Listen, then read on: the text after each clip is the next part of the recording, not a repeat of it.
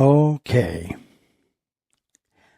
Before we have our quiet time, let's all get on the same page.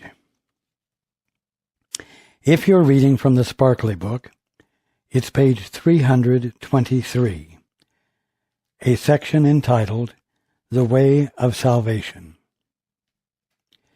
If you're in the second edition, it's page 279, and the section is entitled Your Function in the Atonement. In the first edition, it is page 259, again, Your Function in the Atonement. In the JCIM, it is page 135, The Way of Salvation. And if you're reading from the CIMS edition, it is page 272, The Way of Salvation. The original subject, as it was dictated to Helen, was The Way of Salvation. And when the books were edited, it was changed to Your Function in the Atonement. The new heading is appropriate. The fact is that your function in the atonement is the way of salvation.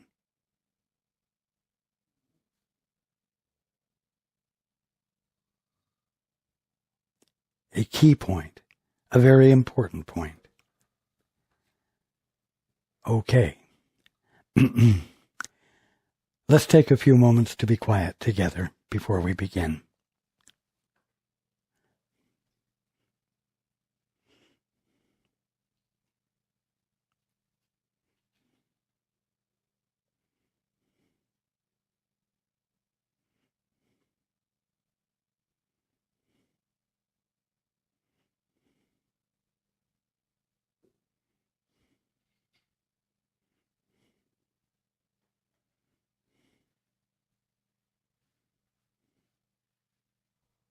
Good evening, and welcome to everyone who's joining us on the internet. Well, several people found what I had to say last week to be difficult or problematic. I was perhaps never clearer in expressing the problem of the human condition and its answer. And to some degree, what I shared seemed to convict everyone to one degree or another. Someone responded and said, "It was tough medicine, but I needed it." Another commented that it knocked the wind out of their sails because they thought they had been being a genuinely kind and loving person. But after hearing what I had to say and paying attention to their behavior, they discovered how, shall I say, shallow was their kindness. In other words, how easy it was for their, quote, genuine kindness, unquote, to shift to anger or judgment if the kindness expressed was not received or was ridiculed or not cooperated with. So, it has put many in the position of having to reevaluate themselves and the use to which they're putting their mind. And it isn't necessarily easy, especially when one's behavior has been revealed to him by his very own observance to be self-righteous, to be self-serving, to be manipulative. That's not an easy thing to swallow. And yet, as I said last week, when one is disturbed by clarity, this is a forward step, because clarity allows new decisions to be made that can effect actual change. And this is important. Now, there are many reasons that what I shared last week might be interpreted as being an impossible task. After all, the bottom line is that you are here to cover your brother's back. You are here to be involved with your brother or your sister in a way that supports the illumination and disclosure of their divinity, the uncovering of that which results in healing, and that activity genuinely engaged in will interfere with whatever your goals are, whatever plans you have for yourself.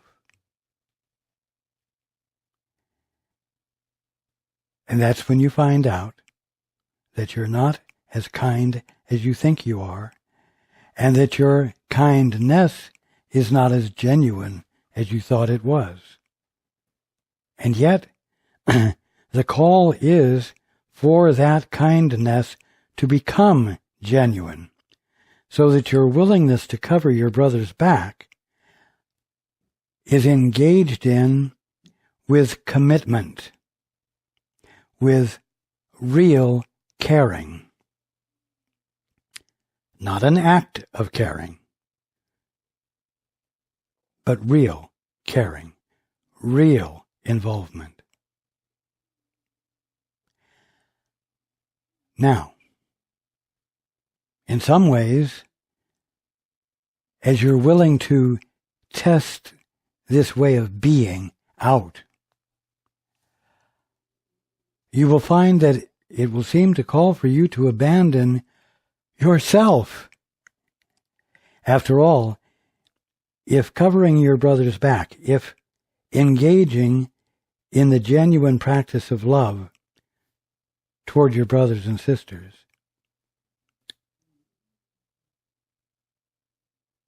if that is what is going to govern you, then you will seem to be at the mercy of, for lack of better words, your brother's needs. Oh my goodness. I can't do that. I have my own needs to take care of. In fact, if I don't take care of my own needs, I won't be able to convince my brothers and sisters that I'm worthy of their attention and worthy of their support. And therefore, I can't afford to abandon myself, you see. It seems to be an impossible task. If you have to put yourself not just in second place, but in last place. And yet, the way home involves looking into your brother's eyes and remembering God. Again, an impossibility, an impracticality, something that it is unreasonable for you to be asked to do, and yet it's not.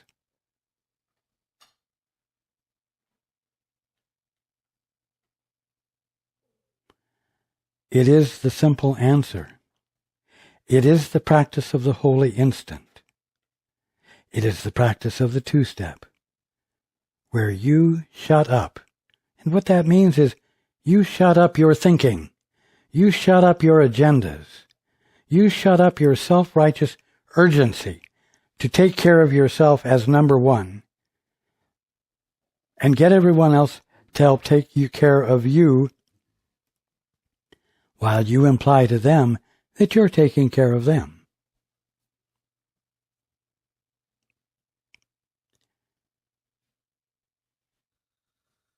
Now,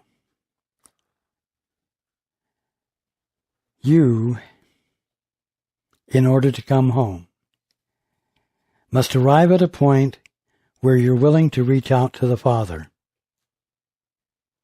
You must be willing to arrive at a point where you will reach out to the Father and ask for help. Father, what is the truth here? Aside from my best judgments, aside from my best agendas, aside from what I want, what is the truth here? What is the truth that heals? What is the truth that transforms? What is the truth that wakes us all up? Again, a seeming impossibility. You say, well, I'm not in touch with my guide like Paul is, or so-and-so is. I don't have that skill. Or if I do, I haven't uncovered it in myself yet, actually, I haven't done it with total commitment yet. I haven't reached out genuinely yet. I've reached out with curiosity, as though it's something interesting and perhaps valuable, but,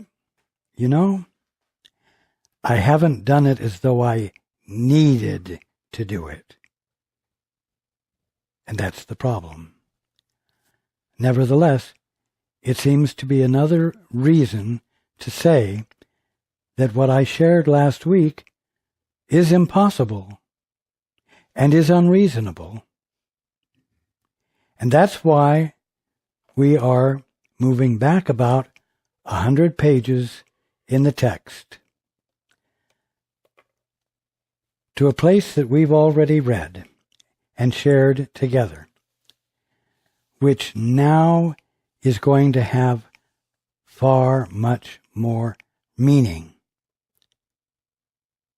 than it did before, and which will clearly express to you the factuality, the truth of what I shared last week. And it will state it so clearly that even though it still seems impossible to you, you will understand that what seems to be impossible to you must not be impossible, because here is an answer to the impossibility stated so succinctly that you can't deny, for lack of better words, it's pure logic. This section that we will be reading tonight, I ask you to write the page numbers on a post-it note and put it somewhere where you can always see it, so that when doing the two-step, when practicing the holy instant, seems to you to be impossible, or certainly not a reasonable thing to do constantly and consistently, you can come back here and see it stated very perfectly clearly, so that it might inspire you to put a little more faith in the impossible, to put a little more faith in its possibility. You know what? A shift is occurring. A shift of awakening is occurring. And those who are beginning to be aware of it think it's impossible. But those who join in actually pushing the envelope, if I may put it that way, by engaging in the holy instant over and over and over and over again, daily, hourly, all who engage in the pushing of the envelope help break the envelope, help break the bubble that seems to be holding you in the human condition. And so it's important. So let's go into the book now. The Way of Salvation, or Your Function in the Atonement. When you accept a brother's guiltlessness, that means when you're willing to cover your brother's back by standing close and with him, when you accept a brother's guiltlessness, you will see the atonement in him. Mind you, this is a statement of fact. Everything that I will be reading here is a statement of fact, which you can rely upon and which you should read with the comprehension that it's worth being open to its real meaning. Again, when you accept a brother's guiltlessness, when you're willing to give him the benefit of the doubt, when you're willing to stand in support of him, even though he may have screwed you royally in the past, when you're willing to stand with him, to see his divinity, you will see the atonement in him. For by proclaiming it in him, meaning by your proclaiming it in him, you make it yours. You see? And you will see what you sought. Another way of putting that is, you get to keep what you give. You will not see the symbol of your brother's guiltlessness shining within him while you still believe it is not there. Simple, straightforward, factual. His guiltlessness is your atonement. What does that mean? That means that your insistence upon looking at him to see his guiltlessness by saying, Father, what is the truth here? You're doing that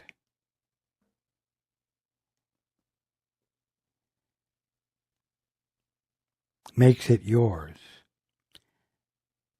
because it reveals your brother's guiltlessness to you, and when you see it about your brother, you immediately recognize that it's the truth about yourself as well.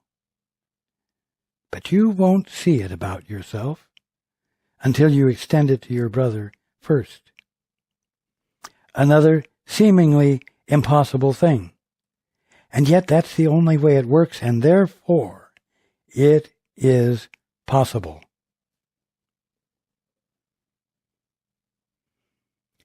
His guiltlessness is your atonement. Grant it to him. Grant his guiltlessness to him, and you will see the truth of what you have acknowledged. Yet truth is offered first to be received. To make that even clearer, we could say, yet truth is offered first in order to be received, even as God gave it first to His Son, you and your brothers and sisters. The first in time means nothing, but the first in eternity is God, the Father, who is both first and one, meaning indivisible. Beyond the first there is no other, for there is no order, no second or third, and nothing but the first. This is important. This is why reality is unconflicted. This is why harmony is the eternal fact. This is why eternity is eternity. There is nothing to break it up. There is nothing to break it down.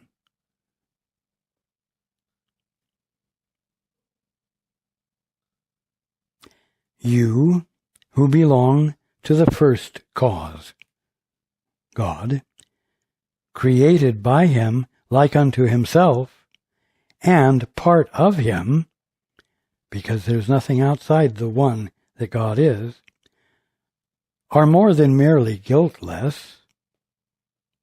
You, at this instant, as you are listening, are guiltless.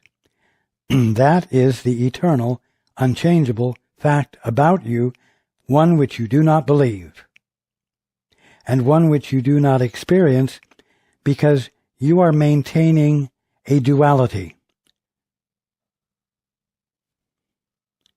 God is both first and one, singular, indivisible. Therefore, your attempt to be an independent agent is an attempt to create a second, in addition to God, which is impossible. And the impossibility of it is experienced as sin, sickness, and death, the human condition. It's not true. It's not actual. But as long as this attempt to be separate and independent and a second to God, that is the problem that needs to be solved.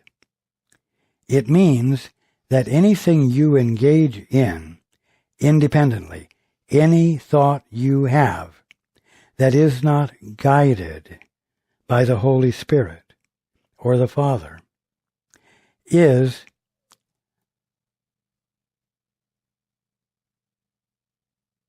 the creator or is the creative movement of the illusion of mortality. Period. It is never valuable. And to abandon it does not constitute the abandoning of yourself, even though, because you identify so closely with your thinking, you believe that when you're not thinking, you will cease to exist, which is another thing that makes what I'm teaching seem to be impossible. Again, you who belong to the first cause, created by Him like unto Himself, and part of Him, are more than merely guiltless. The state of guiltlessness is only the condition in which what is not there has been removed from the disordered mind that thought it was. Your guilt never was present. You imagine it is, but it is not present. The state of guiltlessness, which is your true state, is only the condition in which what is not there, meaning guilt, has been removed from the disordered mind that thought it was. This state, and only this, must you attain with God beside you.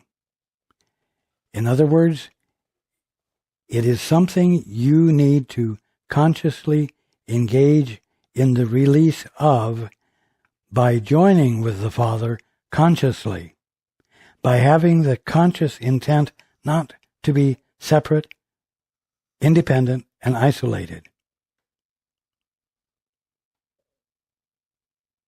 This state and only this must you attain. You have to initiate it. Must you attain with God beside you. For until you do, you will still think that you are separate from Him. You can feel His presence next to you, but cannot know that you are one with Him. This is a little tricky. This need not be taught. Learning applies only to the condition in which it happens of itself.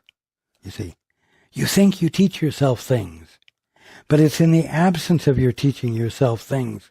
It's in the silence of the infinite mind that you are, that the infinite mind that God is as your mind can register with you. And then you learn, because truth is revealed and perceived by you, but not at your own hand. And as I've said before, this is what is insulting. And to those who are sorely identified with their thinking, it means that you've got to give up your existence. That's what it seems like to you, which you perceive to be an impossible thing to willingly do, because it feels like committing suicide.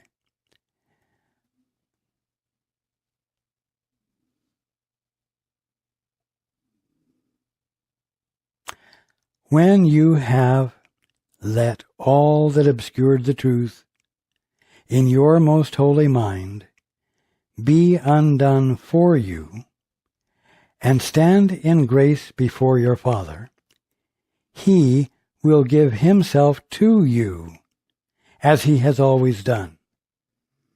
There it is. You cannot teach yourself, but in the absence of your busy thinking, of your indulgence in self-righteousness, in the absence of that, the Father takes the last step. The Father reveals Himself to you. He will give Himself to you, as He has always done. What does that mean? He has always done? Yes, because being is a movement of God into manifestation. Creation is the movement of God into manifestation. God is always giving Himself to you as yourself, as your identity. God is giving Himself to you as your identity. And you see, as long as you are attempting to maintain a puny little private sense of self, you are refusing the gift of God, of Himself to you. Giving Himself is all He knows. And so it is all knowledge. For what He knows not cannot be, and therefore cannot be given. You see, this is slowly and clearly undermining any justification you might have for valuing and validating yourself as a private entity with a mind of your own, who has been given the gift of free will by God, you say, to act independent of God, to ignore God if you so choose. And that's all fantasy. and it simply needs to be abandoned. Ask not to be forgiven, for this has already been accomplished. You can't be forgiven for what you haven't done, and you have not managed to be an orphan. You have not managed to be an independent agent acting in opposition to the Father. It can't be done, and so you haven't done it. Therefore, you are not guilty of it. And you can thereby abandon the feelings of guilt that keep you from reaching out to the Father and embracing Him and His gift to you of Himself as all there is to you. You see? It's utter simplicity. But it requires the complete abandonment of self-will, which finds expression through self-righteousness. Ask not to be forgiven, for this has already been accomplished. Ask rather to learn how to forgive and restore what always was to your unforgiving mind. What unforgiving mind? Well, the mind that gets pissed off when somebody else doesn't pay attention to the kindness and the goodness that's extended to them, and they don't appreciate it, and they take up your time giving you the opportunity to be kind, and then waste your time by not taking it and using it and benefiting from it, you see? The anger that comes up is a manifestation of an unforgiving mind. And that means that the gift of kindness that you thought you were giving was an act of kindness. An act, not a genuine kindness. It's the evidence of an unforgiving mind, resting just below the surface, ready to pounce if the good you are doing isn't well received. That is self-righteousness. And self-righteousness, as I said last week, is the number one killer. It is that which keeps you separate from the source of your life, which is your Father, who, by making the gift of Himself to you as you, is the non-existence of an independent agent, and is the presence of you in your right mind, enjoying and perceiving creation as it truly is, so full of joy and love that there cannot be any occasion for mean-spirited, small-minded, self-interest,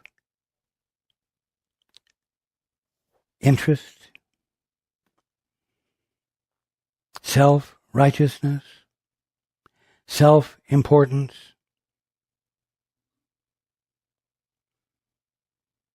Atonement becomes real and visible to them that use it.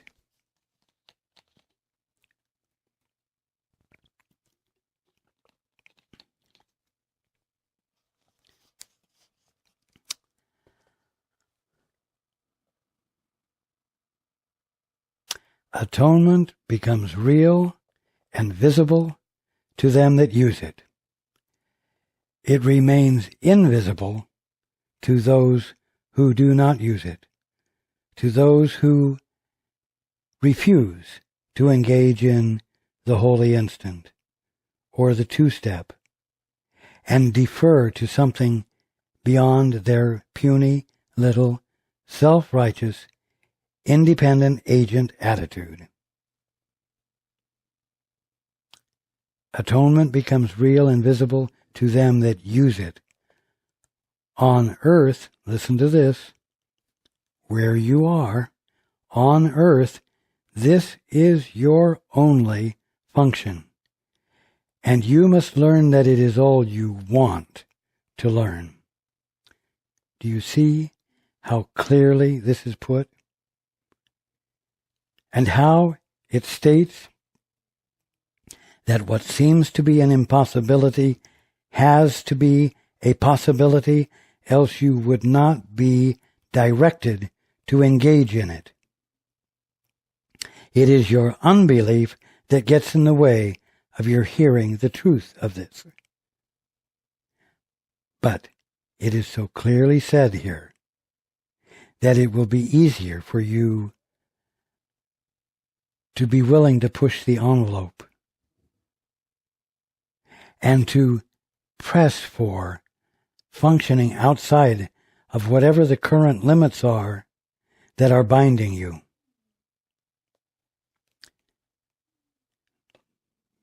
You will, you will feel guilty till you learn this. Period. Simple. Straightforward. The truth. As long as you are trying to deny reality, reality will be problematic for you, because it will continue to be omnipresent and omnipotent, and it will not honor the limits you try to impose on it, and so it will always press itself against the limits you are trying to reinforce, and you will call that opposition, and you will try to get rid of it. You will feel guilty till you learn this. For in the end, whatever form it takes, your guilt arises from your failure to fulfill your function in God's mind with all of yours.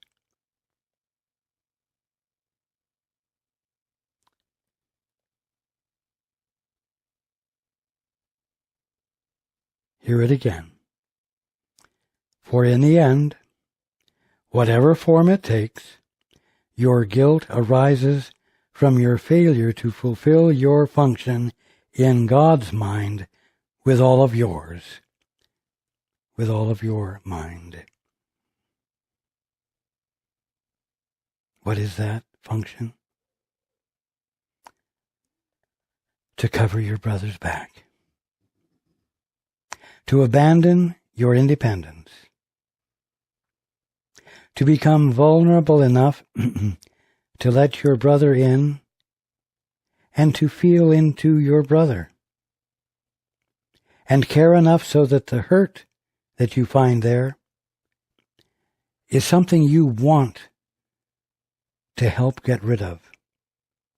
So that you, with commitment, ask further of the Father or the Holy Spirit, what is the truth here that will heal? Because I want to be fulfilling my function here.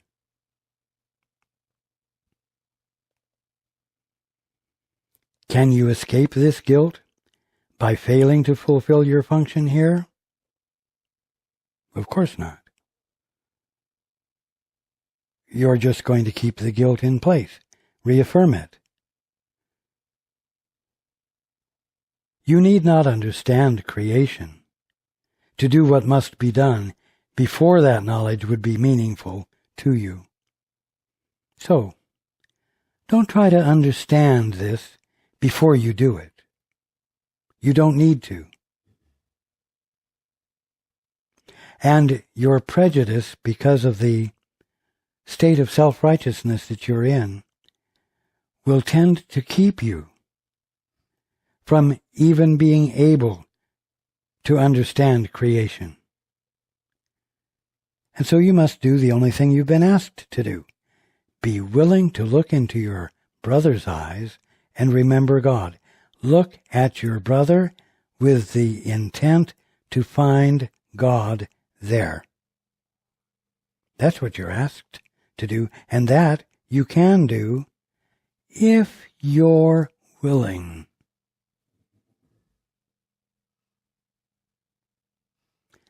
God breaks no barriers.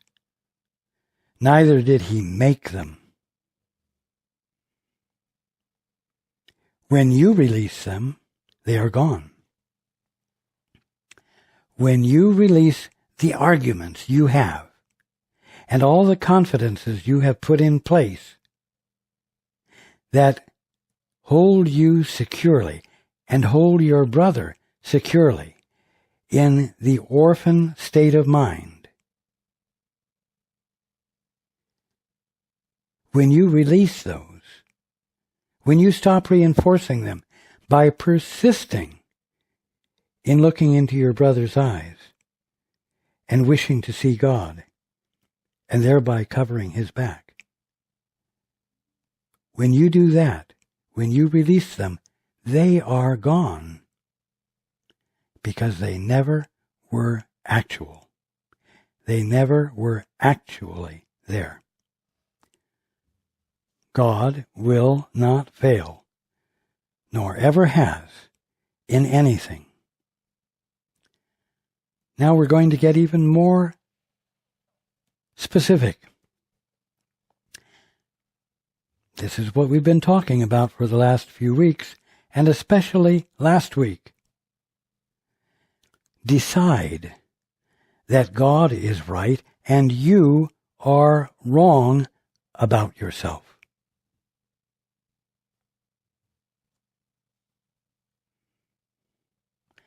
In other words, decide that your choice to be a self-righteous, arrogant manipulator is a misunderstanding of yourself, of who you are, that you are employing.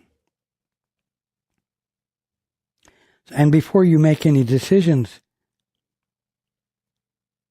and so, deciding that God is right and you are wrong about yourself is essential to escaping from the bondage you have created. He created you out of himself, but still within him. Remember, there is no second to God, or third or fourth. There's no outside of God. So everything that exists within the wholeness, the oneness that God is, and thereby embodies or manifests that singularity, that indivisible, non-conflicted presence.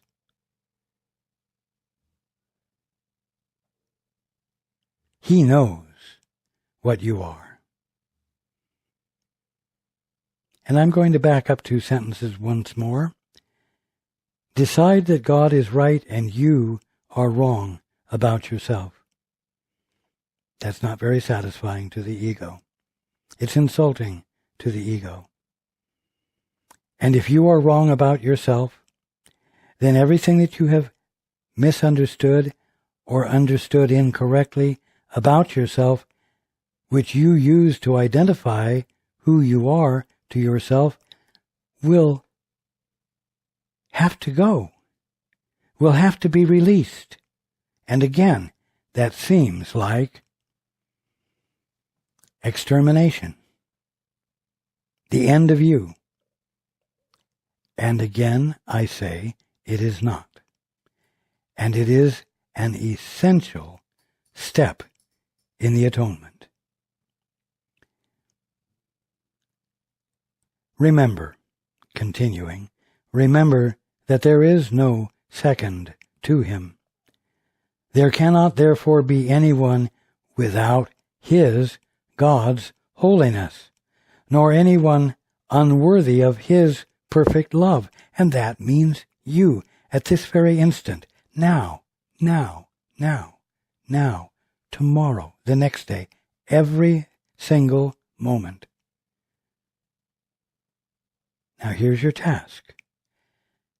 Fail not in your function of loving in a loveless place made out of darkness and deceit, for thus are darkness and deceit undone. Let's make this a little bit more understandable. Fail not in your function of loving in a loving place made out of darkness and deceit.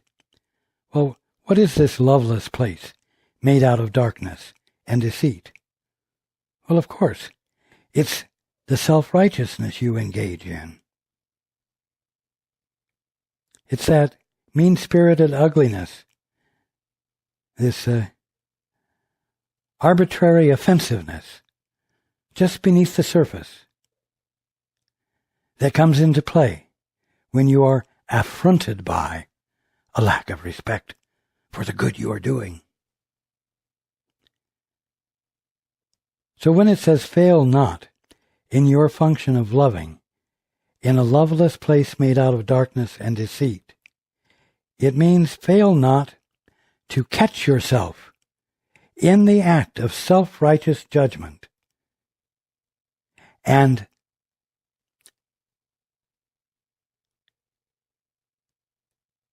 call yourself on it. Call yourself on it. Tell yourself to stop, and then stop using your mind that way. Do not energize the darkness and the deceit of self-righteousness. And right then and there, shift your attention to look at your brother. Even if you can't look directly in his eyes, look at him or look at her with the intent to see God there and acknowledge God there, because if he or she exists at all, it is because God is making the gift of himself right there as your brother or sister. So, fail not in your function of loving in a loveless place made out of darkness and deceit, for thus are darkness and deceit undone. Again, for simplicity, when you find yourself employing self-righteous judgment and you catch yourself and you abruptly bring it to a halt and you replace it with the desire to see God in your brother by asking God what is the truth here about your brother, then the darkness and deceit are undone. The self-righteousness in you is undone, and it is no longer the number one killer in your life. Get it? Fail not yourself, but instead offer to God and you his blameless Son, meaning you. For this small gift of appreciation for his love, for God's love, God will himself exchange your gift for his. You see? When you make that gift of wishing to see God in whatever you're looking at, that is the gift you are giving to God, and God will receive it and exchange his gift with yours. His gift is being all there is of you, gifting you with all that he is and nothing else. See, now, here's a little bit more of the seeming impossibility that this makes clear is possible else it wouldn't give you such a clear direction. Before you make any decisions for yourself, remember that you have decided against your function in heaven. And consider carefully whether you want to make decisions here.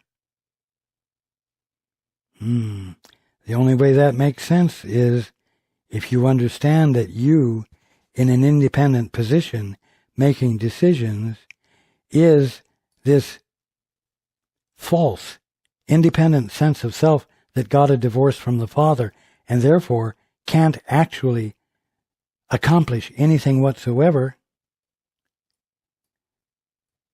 That you have to be willing to invalidate and not attempt to use. But as long as you are attempting it, then you have decided against your function in heaven. What's your function in heaven? Your function in heaven is to refer to the Father. What is the truth here? And listen, and hear his answer, and embrace it. That's your function in heaven. So again, before you make any decisions for yourself, through the use of your puny little mind and your ability to use reason and logic, and your ability to intermingle your intent with all of the mutual agreements that everyone has created in order to have societies that function halfway well.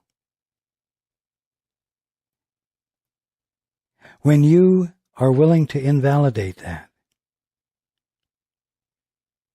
and seemingly make the you thought you were extinct, you are at the threshold of the atonement.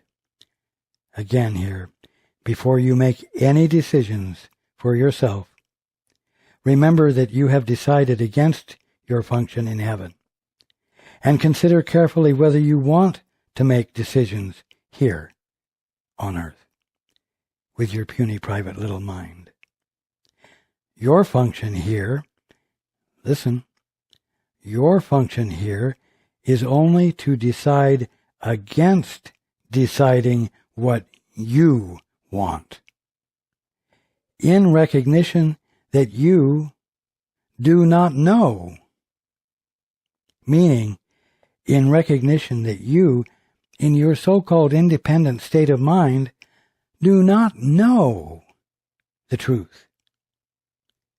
You do not know enough to make a decision that would be in harmony with creation, with your source, and therefore with yourself. And therefore, that which divides you, self-righteousness, is still the number one killer. And the atonement, which is waiting your acceptance of it and your practice of it, continues to seem to be unavailable to you. How then can you decide what you should do?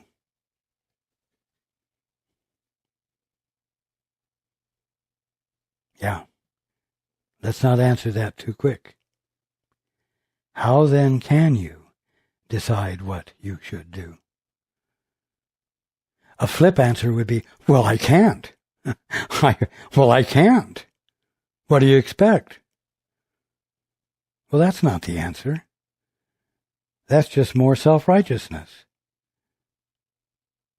That's more orphan talk. The question again, how then can you decide what you should do? And here's the answer. Leave all decisions to the one who speaks for God and for your function as he knows it. Oh God, there's that impossible thing again. I've got to listen, and I've got to defer, and I can't even hear my guide. Thanks a lot. Oh boy, got a little more self-righteousness, don't we?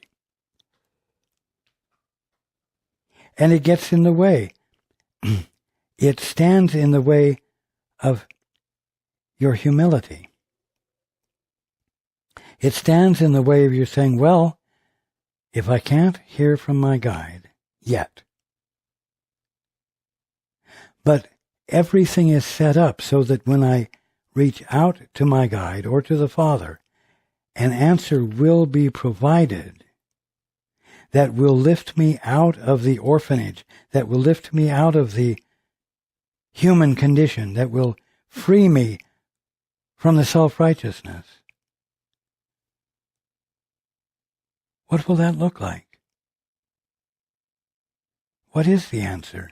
And then you patiently and humbly continue to listen because you feel the need. Until you feel the need, you won't bring the commitment, the genuineness to the process, which is necessary.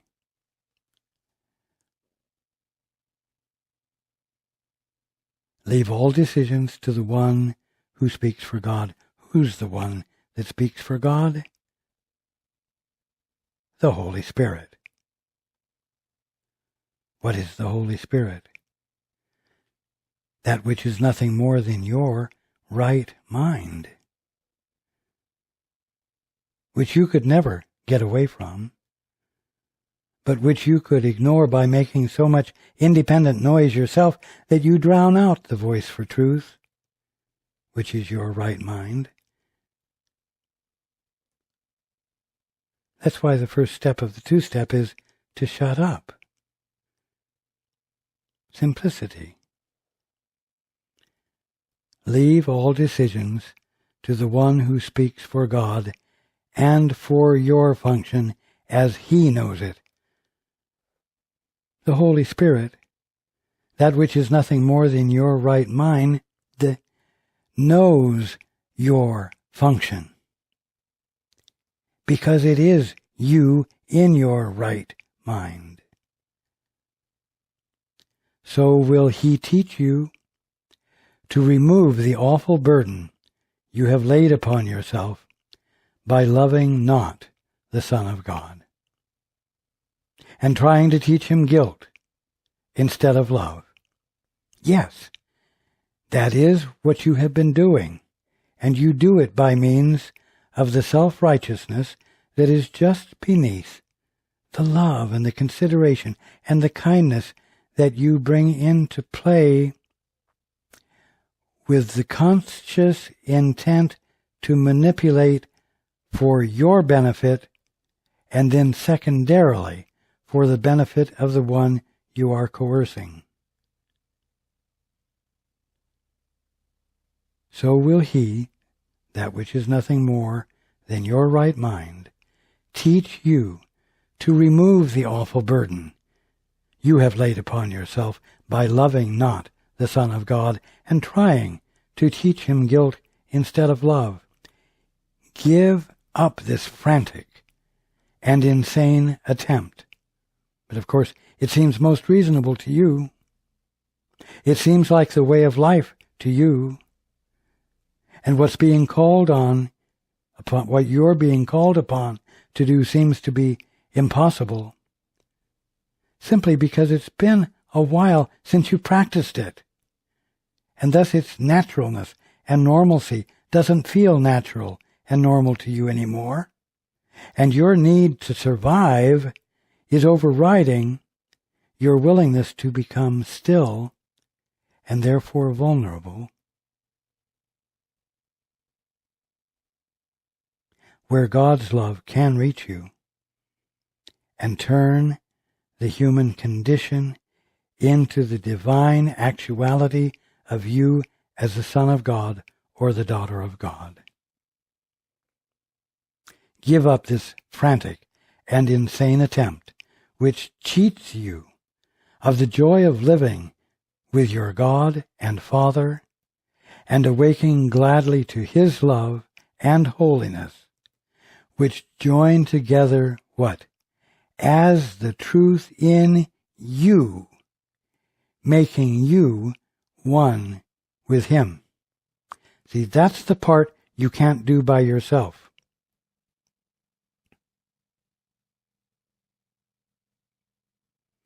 You must stand alongside the Father as you reach out to Him and as you make commitment to Him. But as you make commitment to Him, your gift of commitment He receives and exchanges with His gift. And His gift to you is the conscious experience of you as His only son, as His only daughter. Pure, perfect, invulnerable, which you will experience as one of regeneration and redemption.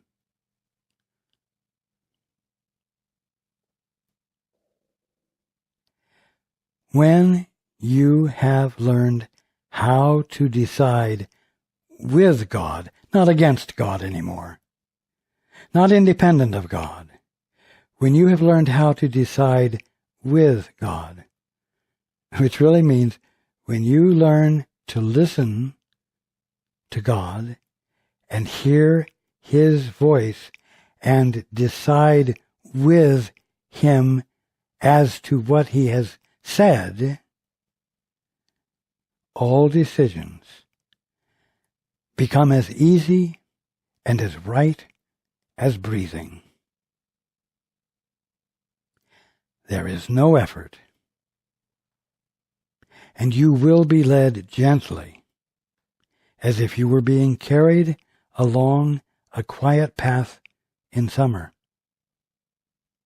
Only your own volition seems to make deciding hard. What does that mean? Only your own volition. Well, it simply means only your will to have it your way. Only your insistence upon making up your own plans.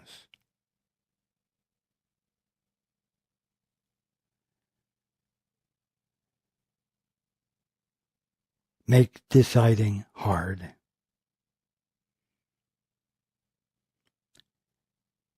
The Father says, here is the truth. And you say, yes, but, yes, but, yes, but, yes, but, yes, but. And all the time you're saying yes, but, you're holding off on deciding with the Father on what the Father is being. And so you delay the experience of atonement, and you continue the practice of self-righteousness, and death still awaits you. Only your own volition seems to make deciding hard. Deciding for yourself is an exercise of your own volition. The Holy Spirit, that which is nothing more than your right mind, will not delay at all in answering your every question what to do. He knows. And He will tell you. And then, what? Do it for you. Oh, that's the last straw. When the Holy Spirit does it for you, you poor little helpless bastard, that's really insulting. I mean, the Holy Spirit doesn't tell you the truth so that you, as an independent authorizer, can carry it out. No, because that independent, self-righteous bastard that wants to do it himself is the very thing that creates the whole illusion of sin, sickness, and death. So, the ultimate of this is that the Holy Spirit will tell you and then do it for you, and you will let Him do it. Because you want to be through with sin, sickness, and death.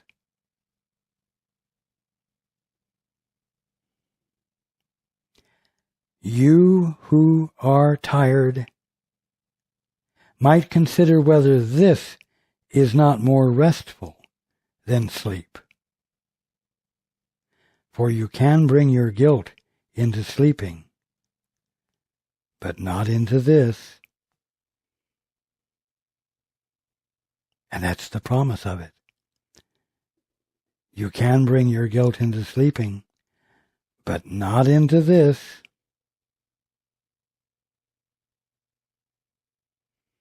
And that's your release. When you give up the last vestige of a feeling of a right to engage in an independent activity, the kingdom is given to you. Given to you. Because it's your birthright, and not because you earned it. And that is the nature of God's love. That's the way atonement works. It is not impossible. And I invite you to refer to this section that we've just read over and over, so as to remind yourself that what seems to be impossible must not actually be impossible, or you would not have such clear, unequivocal explanation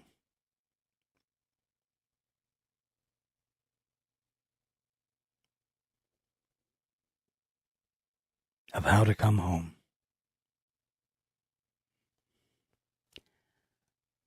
I love you very much. And I look forward to being with you next time.